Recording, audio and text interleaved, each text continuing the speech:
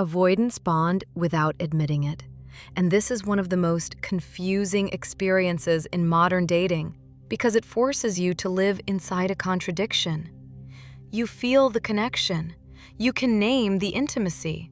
You can feel the imprint they left on your nervous system. But when you look for language, for clarity, for clean ownership, they act like it was nothing. They minimize, they deflect, they call it casual, they say they are not ready, they say they do not want pressure, they say they need space. And if you are anxious-leaning, that gap between what you feel and what they admit becomes a trap. Because your brain keeps trying to close the loop. Your brain keeps thinking, if the bond was real, why can they deny it so easily? So in this episode, we are going to make this simple but not shallow. We are going to talk about how avoidant bonding actually works, what it looks like in behavior instead of words, why denial is part of the bonding strategy, why it gets worse right after the best moment, and what you do if you want to stop being trained by the hot and cold without becoming cold yourself. Because the goal is not to demonize avoidance. The goal is to see the mechanics clearly so you stop negotiating with confusion. Here is the first truth that changes everything. Avoidants often bond through regulation, not through confession. They bond through routines, through access, through proximity, through the way you become part of their emotional management system. They may not bond by saying, "I miss you, I want you, I am committed." They bond by using you as a stabilizer, by letting you in during specific windows, by returning to you when their internal pressure rises, by seeking your warmth when they feel overwhelmed, and then pulling away when the closeness starts to feel like stakes. And that does not mean the bond is fake. It means the bond is paired with fear. This is the part most people miss. Avoidant attachment is not absence of feeling. It is a conflict of incentives. The system wants connection and control at the same time. It wants closeness and autonomy at the same time. It wants the comfort of being wanted without the vulnerability of being known. That is why you can have real intimacy and still have denial. Denial is not always a lie. Sometimes denial is a nervous system move. Denial is how the avoidance system reduces exposure after closeness. If you understand that, a lot of things that used to feel personal start to look patterned. Now, let us get very concrete. How do avoidants bond without admitting it? There are 5 main bonding channels you can watch. Channel 1 is contact rhythm. Avoidants often build a rhythm that feels like a relationship without naming it. Good morning texts for a stretch, regular nights, shared routines, a private language, inside jokes, a feeling of being folded into each other's day. But the rhythm has a rule. The rhythm is allowed as long as it does not become a label or a demand, as long as it remains deniable. If you have ever felt like you were in something real until you asked what it was, you have felt this rule. Because the moment you ask for definition, the system hears stakes. Stakes means vulnerability. Vulnerability means loss of control. So the system reaches for distance. Channel 2 is access without structure. An avoidant can bond by letting you have access to their time, their body, their attention, their life, but without giving you the structure that protects you. They will share intimacy, but resist agreement. They will share closeness, but resist responsibility. They will share a future mood, but not a future plan. And this is where anxious attachment gets trained. Because the anxious system interprets access as progress. It says, if I have access, I am getting closer to being chosen. But access is not the same as being chosen. Access is permission to touch them. Being chosen is being included in their structure. When you learn that distinction, You stop confusing presence with investment. Channel 3 is repair avoidance paired with reset skill. This is huge. Many avoidant-leaning people are excellent at resets. They can be sweet after distance. They can return warmly after silence. They can give you a beautiful night after a cold week. They can say the right soothing phrase. They can act like nothing happened. But a reset is not a repair. Repair is ownership plus change. Reset is charm plus forgetfulness. And if someone bonds through resets without repair, you can feel deeply connected and still slowly lose your stability. Because your body keeps learning a rule. The rule is that closeness is temporary and conflict is unresolved. So your nervous system stays on alert. Channel 4 is jealousy and territoriality without commitment. Avoidants can be intensely bonded and still refuse labels. You might see it when you pull away and they suddenly notice. When you become less available and they become more attentive. When someone else enters the picture and they react. When you stop chasing and they start circling. That is not proof of readiness. That is proof of attachment. It is proof that access matters to them. But if you take it as proof of commitment, you will be kept in the loop. Channel 5 is emotional disclosure in flashes. Avoidants often bond in moments. A vulnerable confession at 2 a.m., a rare sentence that feels like a window into their core, a story about their past, a soft look, a long hug. And then the next day, they act normal or distant, and you start doubting your own reality. This is where anxious systems get hooked, because the anxious system takes the flash and builds a future out of it. It says, that was the real them. The distance is temporary. But the honest question is not whether vulnerability happened. The honest question is what pattern they sustain after vulnerability. Because bonding is not one moment. Bonding is repeated behavior that holds. Now, let us name the most confusing part. Why do avoidants deny the bond? Why do they act like it did not mean anything? There are 3 common reasons. Reason 1 is compartmentalization. Many avoidant-leaning people are skilled at dividing their emotional life into compartments, so they do not have to feel the full weight of what they are doing. In the moment, they are present. After the moment, they detach to regulate. That detachment can look like indifference, but often it is a protective move. Reason 2 is identity protection. If someone's identity is, I am independent, I do not need anyone, I am not the relationship type, then admitting they bonded threatens their self-concept. So they minimize to protect the identity. Reason 3 is consequence avoidance. This is the most important one. Admitting the bond would require a decision, and decisions create consequences. If they admit they bonded, they might have to show up differently, communicate more clearly, consider your needs, choose a direction. And if their nervous system associates direction with being trapped, they will avoid direction. So they keep it vague. Vagueness is a control strategy. It keeps them close enough to receive comfort and far enough to avoid accountability. This is why the bond can be real and still unsafe.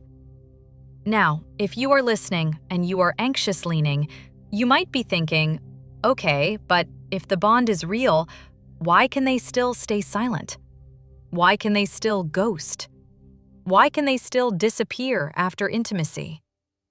Here is the clean answer. Missing you creates an urge. Reaching out creates vulnerability. So they choose silence to avoid vulnerability, and they hold the bond in their mind in a way that does not require accountability. This is why you may see proximity without consequence. Story views, random reactions, late-night check-ins, a like, a casual hello. those are not nothing. Those are contact attempts that keep the bond alive without stepping into repair. And if you interpret those as proof of love, you will stay. But they are not proof of repair. They are proof of access. Love is behavior plus repair. Now, let us talk about the anxious side, because this is where people blame themselves and lose the plot. Anxious does not mean weak. Anxious means your nervous system is sensitive to uncertainty, and it tries to stabilize uncertainty through proximity. It tries to end the open loop. It tries to regain orientation. So when an avoidant bonds and then denies, your brain experiences prediction failure. Your brain cannot build a stable model of them because one day they are close, the next day they are gone, then they return, then they deny. That instability forces your brain to stay engaged. It keeps trying to solve the pattern. That is why you replay. That is why you scan. That is why you want to text. That is why you want to clarify. And here is the part that will change how you interpret your own reactions. You do not become anxious only because you are anxious. You become anxious because your environment is teaching your system that tracking is necessary. Tracking is scanning. Tracking is monitoring. In stable bonds, tracking turns off naturally over time because the environment does not require it. In unstable bonds, tracking intensifies over time because your body is trying to protect you from uncertainty. This is a clean diagnostic. A healthy bond reduces nervous system activation over time. An unhealthy bond increases it. So, if the more you invest, the less you can relax, that is not healing you. That is training you. Now we have to name the silent contract that keeps this dynamic running. The contract is rarely spoken. It is felt. It usually sounds like this. If you want access to me, you must be low maintenance. If you want closeness, you must not ask for clarity at the wrong moment. If you want commitment, you must not create pressure. If you want reassurance, you must earn it. If you want repair, you must wait until I am ready. If you want consistency, you must accept inconsistency as temporary. And many anxious-leaning people sign this contract without realizing it, because the anxious system prioritizes connection over comfort. It will take unstable connection over no connection. Then the danger is you start confusing endurance with love. Endurance is not proof of love. Endurance is often proof that you are trying to regulate yourself inside an unsafe rhythm. So what do you do? How do you deal with an avoidant who bonds without admitting it, without becoming cold? You need structure. Not drama, not revenge, not performance. Structure. Structure is not withdrawal. Structure is not games. Structure is not pretending you do not care. Structure is simply aligning access with behavior. It is deciding what gets closeness. Consistency gets closeness. Repair gets closeness. Clear communication gets closeness. Follow-through gets closeness. And what does not get closeness? Vague returns do not get closeness. Silence does not get full access. Mixed signals do not get full intimacy. Resets without repair do not get full emotional labor. That is structure. And structure is the only environment where an avoidant-leaning system can choose you with less fear, because they are choosing into a stable container, not into chaos. It is also the only environment where an anxious system can stop scanning because it finally has rules it can trust. Now, let us make this extremely practical, because insight without a shift keeps you stuck. You need 2 rules and 1 question. Rule 1 is delay action when activated. When your body is hot, you do not text. If your heart is racing, if your chest is tight, if you feel urgency, you wait. Urgency is not truth. Urgency is a body state. When your body is activated, your mind becomes a prosecutor or a beggar. It becomes dramatic internally, even if you are trying to look calm externally. So you delay. Delay does not mean ignore. Delay means regulate first, then decide. Rule 2 is 1 message maximum. No follow-ups, no long paragraphs, no explaining your way into safety. Explanations do not create safety with avoidant patterns. They create pressure, and pressure creates distance. Then the 1 question. What behavior am I rewarding if I send this? If sending this rewards withdrawal with attention, do not send it. If sending this sets a clean standard without trying to control how they receive it, you can send 1 short line and then stop.